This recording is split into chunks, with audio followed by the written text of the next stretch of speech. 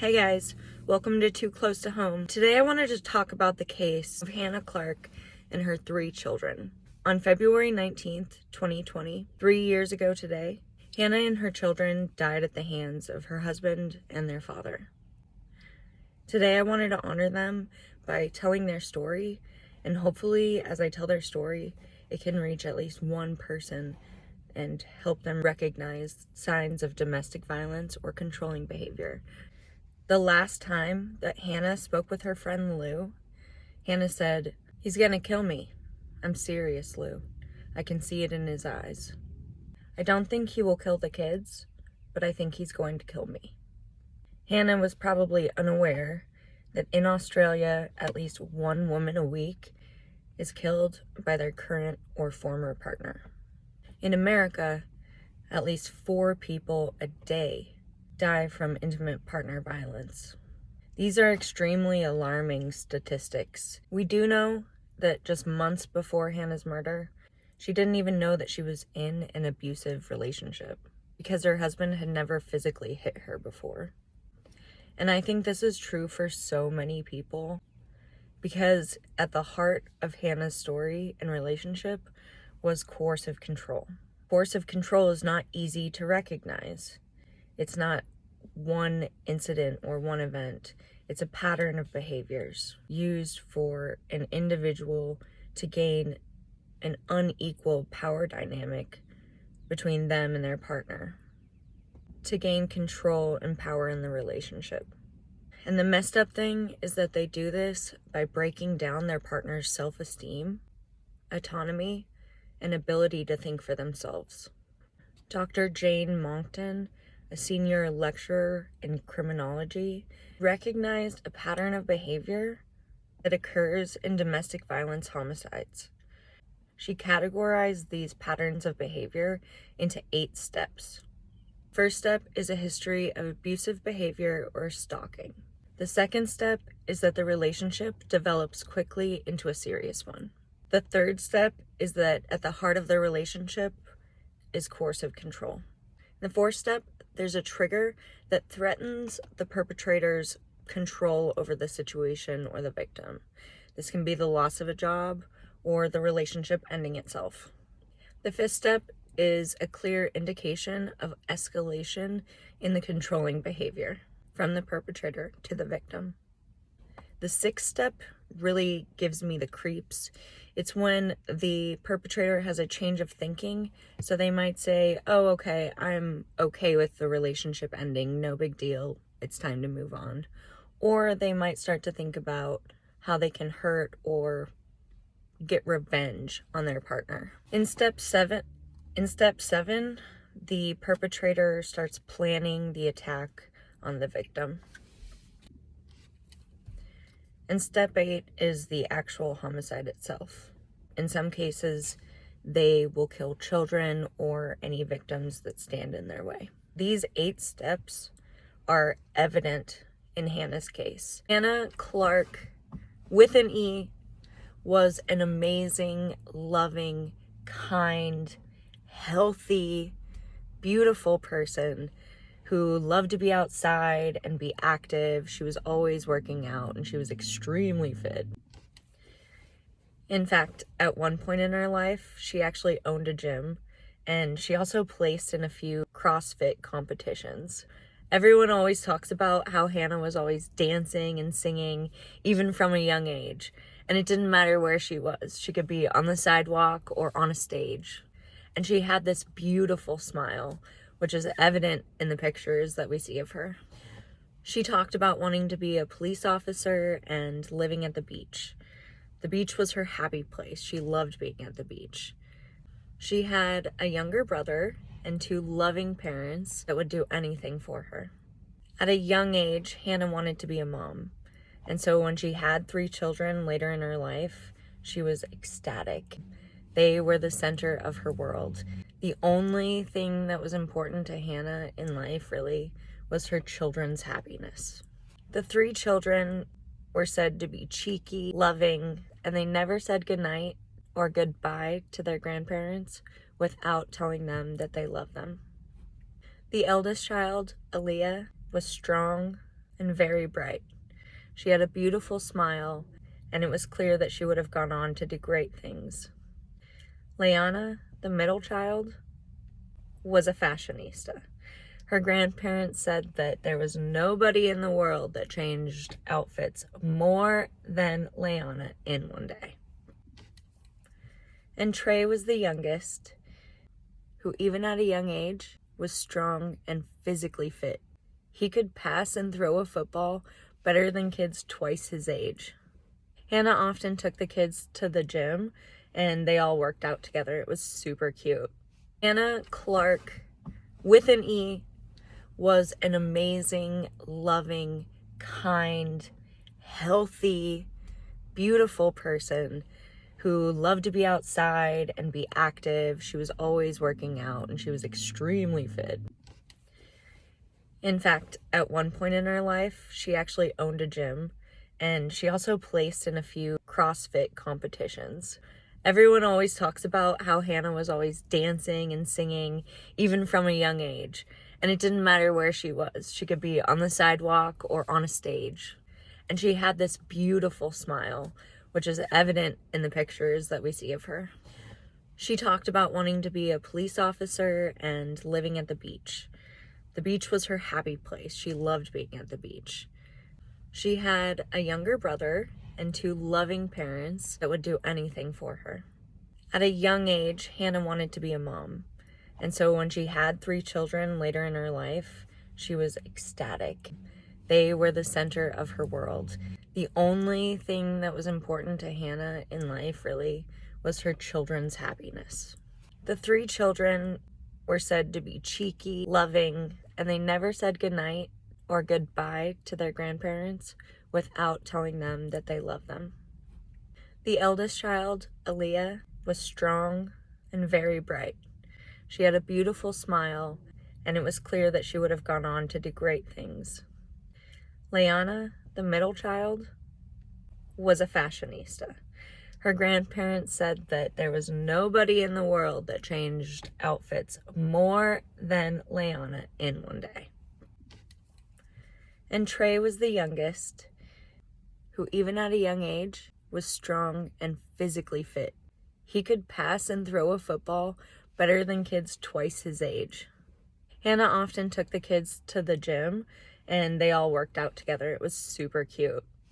So now let's get into Hannah's story.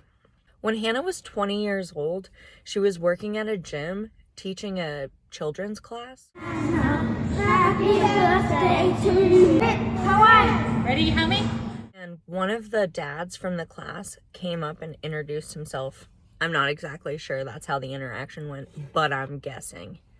He was 31, 11 years her senior, and married with a child. But he told her that him and his wife were in the process of getting a separation, but they were just staying at the same house for the sake of their son. But the truth of the situation was far more horrifying. The truth of the situation was that his wife did in fact want a separation, but it was because of his controlling and abusive behavior. But he didn't want to separate from her. And when she did try to leave, he said that he was going to kill himself. So she just said that she felt like she had no choice but to stay. So when he met Hannah, he was willing to separate from his wife, and 4 months after he met Hannah, he moved in with a friend. Just 6 months into their relationship, Hannah fell pregnant, and she was so excited, and she wanted to keep the baby. As we know, she wanted to be a mom at a young age, and he did not want to have a baby, and he told her that she needed to get an abortion because she was far too young to take care of a child. And she listened to what he said and got an abortion. He also tried to isolate her from her family. For example, her parents held a family barbecue every week, and eventually, over time, Hannah and her husband stopped attending, and her parents were worried that they had done something wrong. And when they did attend the barbecues, he would talk crap about Hannah's mom to Hannah and her brother. And it seemed that her husband especially didn't like her mother. When their first child was born, her husband said that His mother-in-law was not allowed to watch the child by herself or have the child stay at her house. One Mother's Day, Hannah was going to go be with her mom, and her husband threw a huge fit and said she had to come back home and celebrate his deceased mom with him. If there was ever a situation where Hannah's husband felt that his mother-in-law had been rude to him, he wouldn't speak to Hannah until his mother-in-law apologized. So Hannah would go to her mom and beg her to apologize because he would be so nasty to Hannah, and sometimes when he was mad at Hannah, he would take it out on the kids. In 2012, Hannah and her husband moved in together and they got married, and they conceived and had their first child, Aaliyah. Throughout the beginning of their relationship, it was clear that coercive control was going on as we look at the relationship in hindsight, but of course, in the moment, it was very subtle and hard to see. In 2015, Hannah and her husband opened up a gym called Integrate and CrossFit while she was pregnant with their second child. And it's during this pregnancy with Leanna that Hannah's husband slammed a gate on her leg and caused a physical injury. December of 2016, after their son was born, he would call her a fat pig and force her to take gym classes. She was obviously always going to the gym and clearly had a routine, and some days your body needs to rest, and even when she needed those days, he would force her to go and take a gym class. And not just any gym class, like an intense gym class. He also started to demand intimacy from her, and if she didn't want to participate, then he either wouldn't talk to her for days or he'd be super harsh on the kids. And at one point, it turned into some huge argument, and he left the house and told her that he was going to himself. Hannah's husband's controlling behavior escalated. He was monitoring her social media, and he actually didn't want her to have a Facebook page, so he made her delete hers, and then they set up a shared account. And any time that he was upset with Hannah, he would take it out on the kids. By November of 2019, Hannah was done with the relationship. Hannah could not handle his controlling behavior anymore, and she was ready to leave. Sometime during that month, there was a huge CrossFit competition, and Hannah qualified to get into this CrossFit competition. Her husband did not qualify. There was another gym member who did qualify, so there was enough people to create a team, and Hannah and the other person were able to pick other members, even if they didn't qualify, to be on the team. And so Hannah's husband obviously was like, oh, I'm going to be on the team. And Hannah was like, okay, cool, you're on the team. And at the very last second, maybe the day before, he said that he had an injury and he couldn't participate in the competition anymore. And when Hannah was like, okay, that's fine, I'm going to do it, he was like, what? And he got super mad that she wouldn't pull out of the competition. On the first day of competition, he forced Hannah to go take a gym class, even though she needed to rest. And when she returned from the gym class, he and the children were gone. And this threw her into a huge panic. She actually started vomiting. She was calling her mom, freaking out, where is he? What's he gonna do? And he called her later that day, saying that he couldn't believe that she was doing the competition without him. And when he returned home that day, he said that he just went to the beach with the kids, even though we know that Hannah's brother had gone there earlier that day looking for them.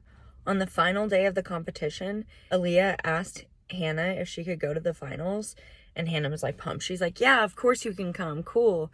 And then Hannah's husband was like, no, she can't go. And it turned into a huge fight. Hannah was standing her ground. She was like, no, I am taking Aaliyah. When they left, he ended up grabbing Hannah's arm so bad that it actually caused red marks that people saw later that day. It's also believed that around this time, Hannah's husband started tracking and recording her. And when she would call him out on this, he would say that the kids got a hold of her phone and she didn't notice, and that's how he overheard their conversation. and that's how he overheard her conversation.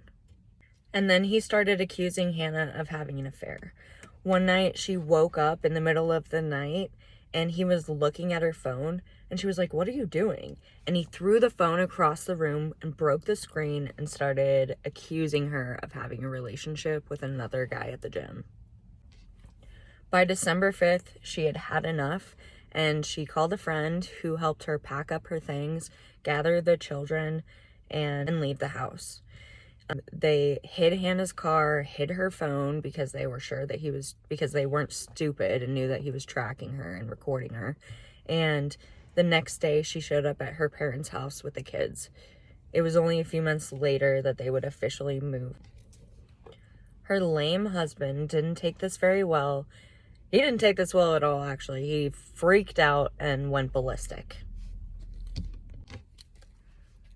He was repeatedly calling Hannah, screaming at her, telling her that he didn't understand why she was doing this and that she was hurting the kids. By just the 6th of December, she was so scared of the situation and her husband's behavior that she actually went to the police station and asked them for advice. She was given some information and informed about the process of filing a domestic violence order, but she felt that it would aggravate the situation and she didn't want to pursue one because she was scared.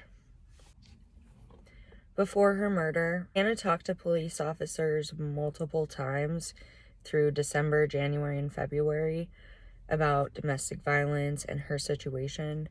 And her situation was classified as high risk, but it seems that there's some things that fell through the crack in her case. And on Christmas Eve, Hannah invited her husband to her parents' house to celebrate the holiday, and he gave the children gift cards. Later, when Hannah went to go buy toys with these gift cards with the children, she found that there was no money on them. On December 26th, things got out of hand. Hannah's husband asked her if she could bring the children to the park and they could all hang out. And of course, Hannah agreed, said it was fine.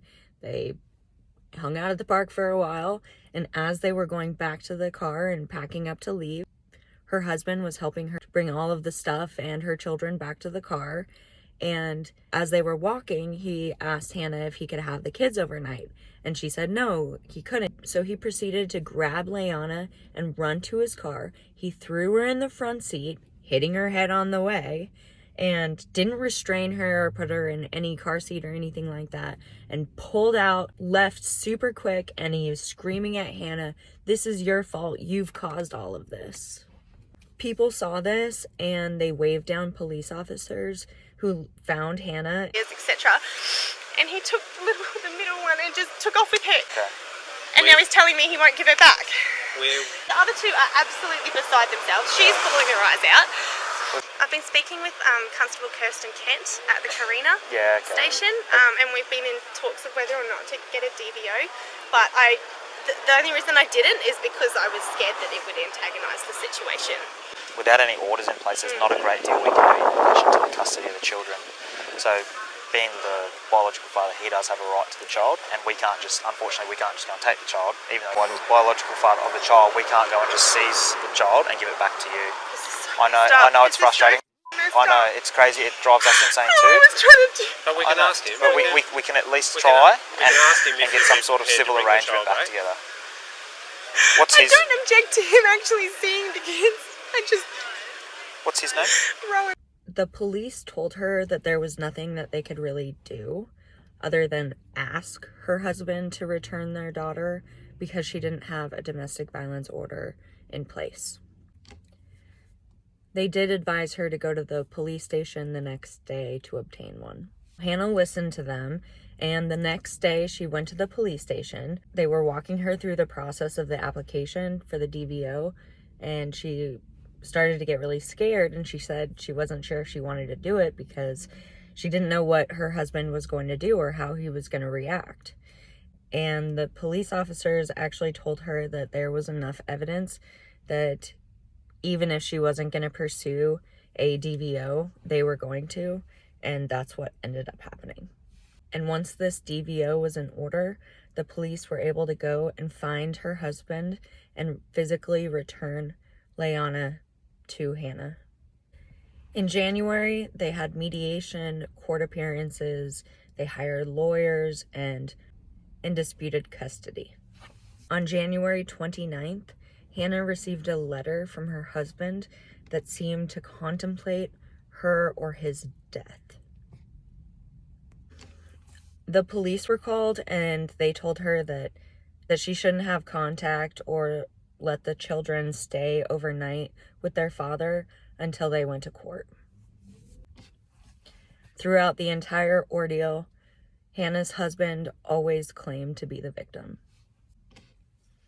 A few days later, on the 3rd of February, Hannah's husband lost his job as a personal trainer.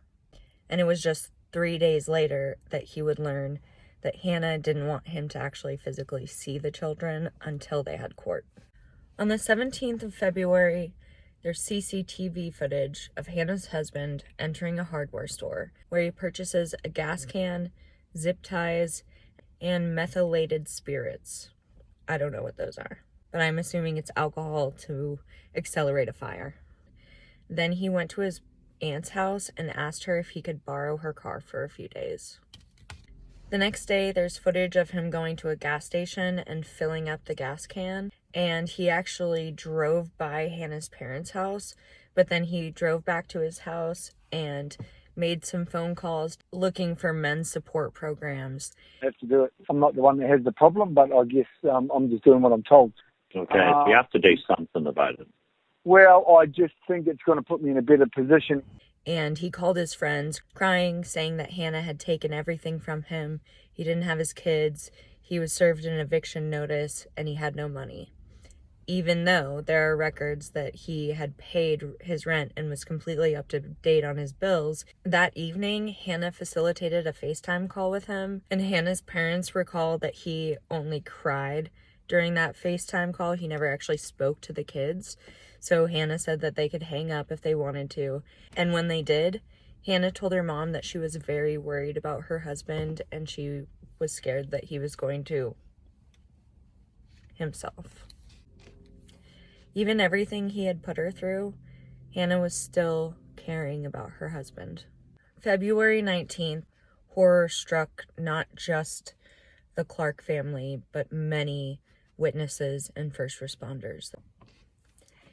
Hannah and her children got up early that morning, and Hannah went and got her mom and her coffee. And when she returned home, her and the kids hung out in Hannah's mom's room as she got ready for work.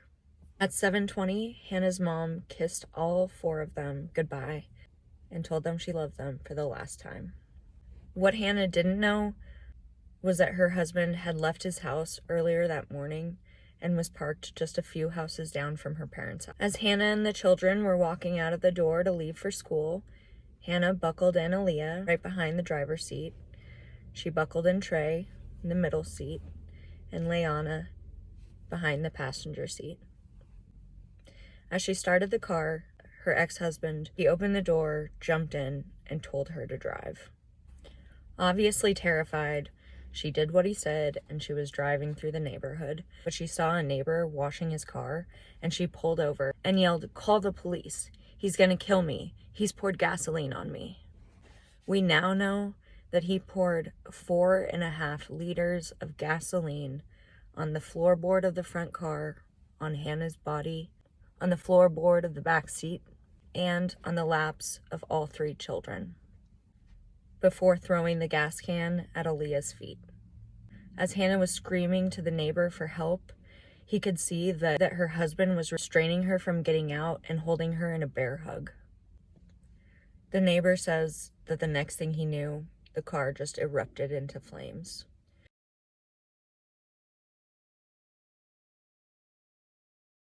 He ran to the car, sustaining burns to his upper body, his eyes, his hands, and his face, and he helped Hannah get out of the car. She was on fire, and he took the hose and hosed her down. Witnesses claim that there was at least 4 explosions that occurred. Neighbors heard the commotion and came to see what was going on. Unfortunately, Hannah's despicable husband also made it out of the car. He sustained burns to 80% of his body, but we later found out through the autopsies that he did not pour any gasoline on his skin.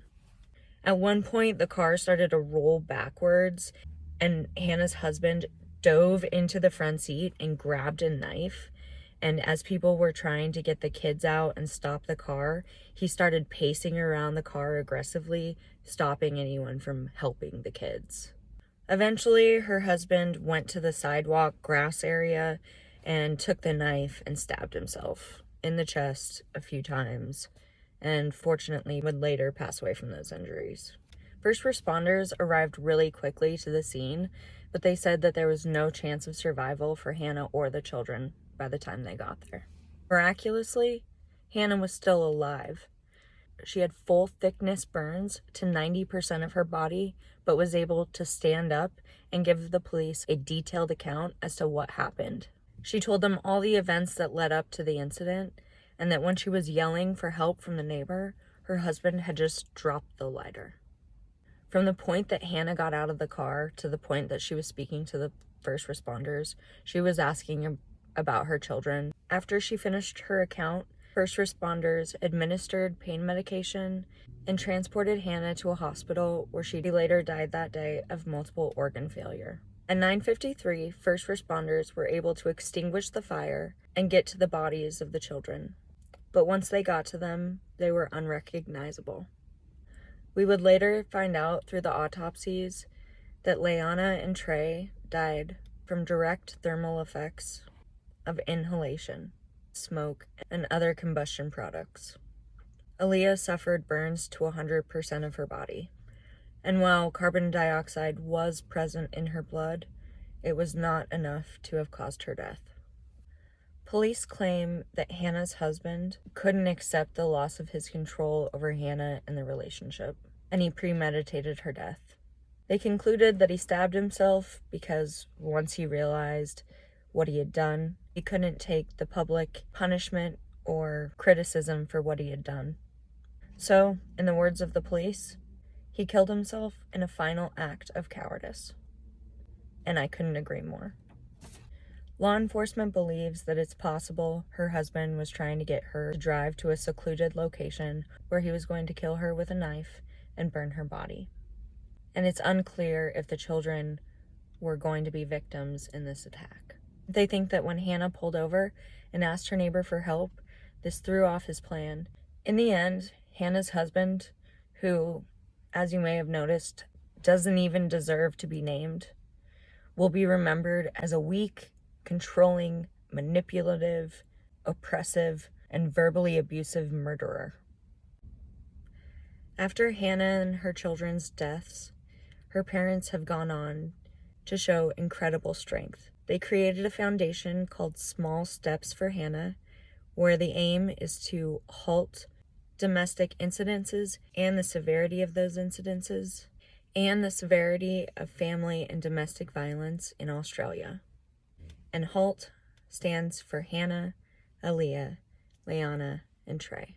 Thank you so much for listening to Hannah's case. I hope that this shed some awareness on controlling behavior. If you find it in your heart, light a candle, say a little prayer for her, or for anybody that's experiencing domestic violence or coercive control. If you or anybody you know is experiencing domestic violence or coercive control, please get in touch with resources. Find an organization that can help you create a safety plan. Talk to your friends and your family. Let them know what's going on.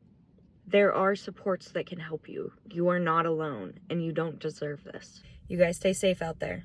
Bye.